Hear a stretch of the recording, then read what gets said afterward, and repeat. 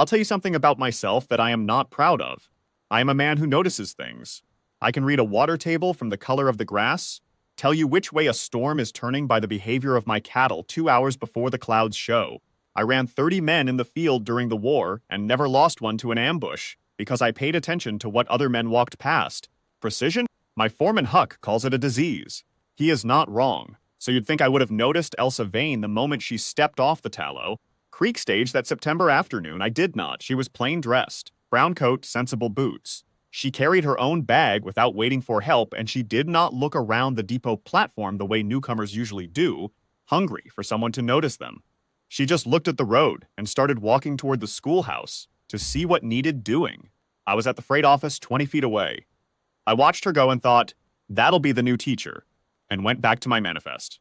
My boys were with me. Nate, who was 12 and already taller than my shoulder. Ben, who was 9 and had his mother May's eyes. And Wilder, 6 years old, and composed almost entirely of opinions and mud. All three of them watched that woman walk up the road. Then they looked at each other in a way that I did not see, because I was looking at my freight manifest. That was my first mistake. May had been gone 3 years by then. The fever took her in February, quick and merciless, the way the frontier takes everything it decides to take. I had grieved the way I do most things, precisely and privately, and then I had folded it away and gone back to running the ranch. The boys grieved differently. They grieved the way boys do, in silences and sudden loud spells, and I understood it, but I did not always know what to do with it. I knew cattle, I knew range. I knew how to run a household on a schedule so tight that grief couldn't find a gap to sit down in. That was my system. It worked, more or less. What I did not account for was Nate. The Tuesday after the teacher arrived, Wilder came home from school with one boot. One. He stood at the kitchen door in his sock foot, with an expression of absolute serenity, and told me he had lost the other one near the schoolhouse, and Miss Vane said he could come retrieve it in the morning. I looked at him for a long moment. How does a boy lose one boot? I said. And not notice until he's walked a mile home? Wilder considered this. I was thinking about something else, he said. The next morning I drove him in to collect the boot, and Miss Elsa Vane was already at the schoolhouse door, the boot in her hand, and she gave it to Wilder without ceremony and gave me a nod like a woman who had better things to do than make small talk with a rancher at 7 in. The morning, I respected that. I noticed her hands, capable, ink-stained at the fingers, the kind of hands that work. I drove home and went back to my manifest. Ben was next. He fell off the north fence, a fence he had been climbing since he was 4 years old and had never once fallen from, and turned up at the schoolhouse with a cut on his forearm that Elsa cleaned and wrapped with a proficiency that suggested she had dressed wounds before.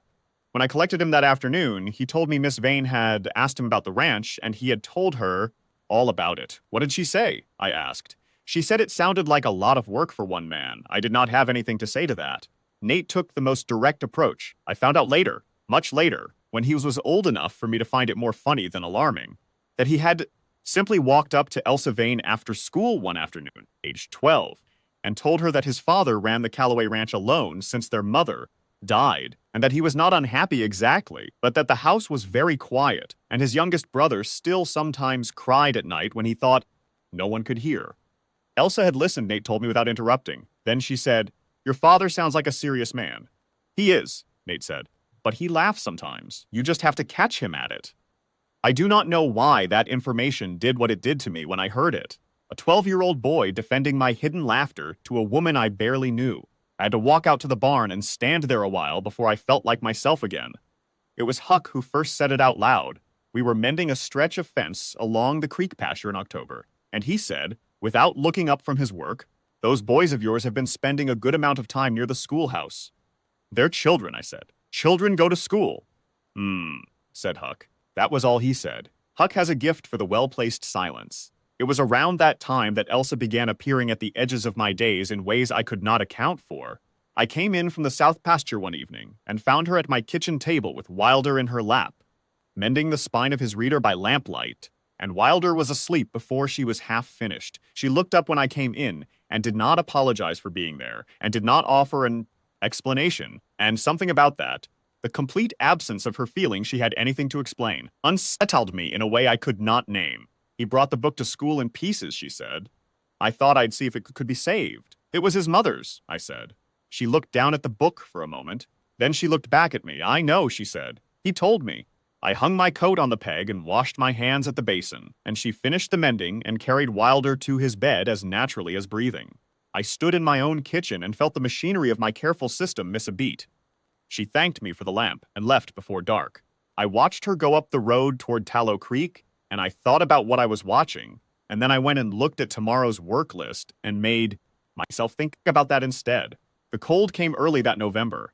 It always does in that valley. The mountains push it down hard and fast, and you get 3 days of warning at most before it arrives in earnest.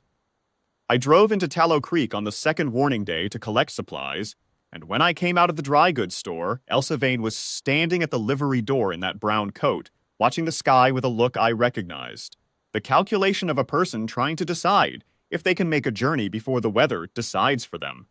Her horse had thrown a shoe. The farrier was out on a ranch call and wouldn't be back until the following day. The storm would hit tonight, I said. You can come out to the ranch until it passes. The words were out before I had finished deciding to say them. The boys would. There's a spare room. It's practical.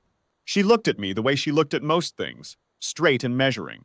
I don't want to impose, she said, in a tone that suggested she was giving me a genuine out if I wanted one. You're not, I said. She came.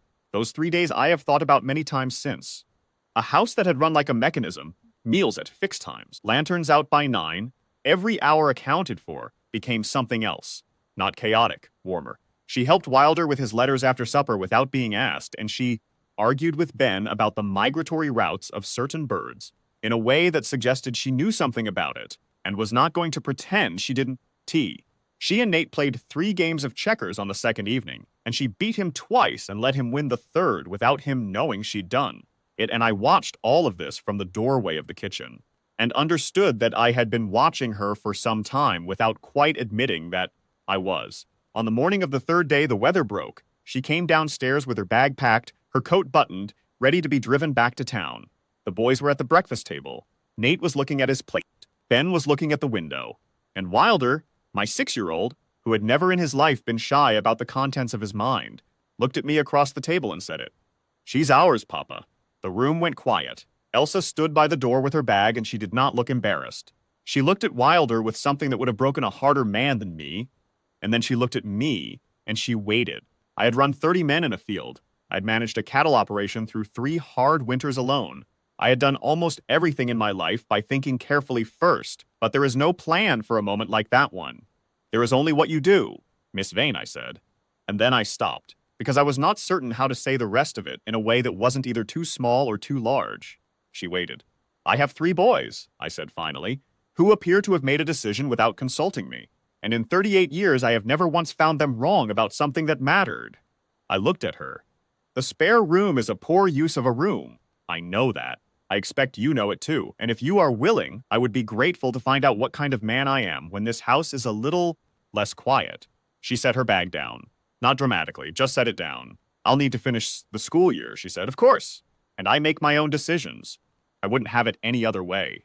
She looked at me for another moment, that straight, measuring look, and then something shifted in it. Not soft, exactly.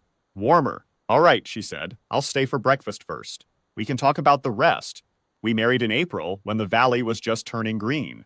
Wilder wore his good boots, both of them, and stood between us at the ceremony with a gravity that made the preacher bite back a smile.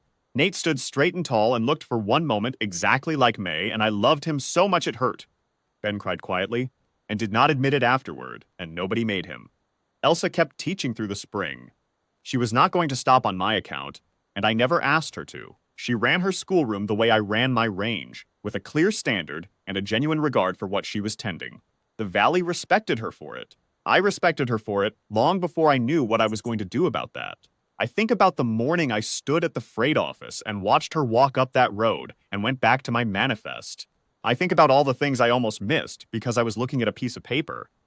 Nate asked me once, when he was older, if I'd been angry at them, at the 3 of them and their campaign of lost boots and fence falls and honest conversation with a woman they'd known for 2 weeks. No, I said. Were you embarrassed? Foundly, I said, and grateful, in about equal measure. He grinned. He has his mother's eyes and his own grin, and it is a good grin. We knew, he said. We just saw it before you did. That is the truth of it. I am a man who notices things, and my boys noticed the one thing that mattered, in a brown coat, carrying her own bag, not waiting for anyone to see her. I have spent every year since being glad that they did.